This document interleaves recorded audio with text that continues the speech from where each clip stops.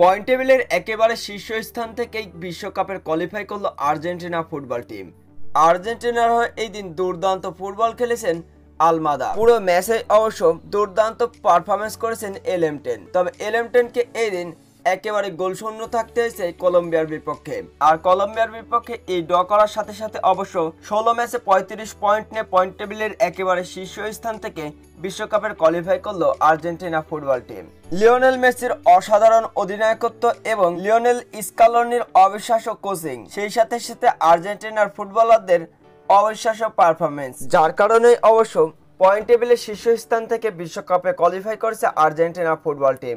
আর্জেন্টিনার সাথে সাথে ইকুয়েডর এবং ব্রাজিল ফুটবল টিম তারাও করেছে বিশ্বকাপের কোয়ালিফাই। তবে দ্বিতীয় স্থান থেকে বিশ্বকাপের কোয়ালিফাই করেছে ইকুয়েডর এবং তৃতীয় স্থানে রয়েছে ব্রাজিল। ব্রাজিল যেন আর্জেন্টিনাকে ছুঁতেই পারছে না। আর্জেন্টিনা ফুটবল টিম বিশ্বকাপের বাছাই পর্বে 16টি ম্যাচ খেলেছেন, যেখানে 11 জয় অবশ্য 35 পয়েন্ট নিয়েছে পয়েন্ট টেবিলের একেবারে শীর্ষ স্থানে। সেখান থেকে অবশ্য অনেকটাই পিছিয়ে রয়েছে ব্রাজিলিয়ান ফুটবল টিম।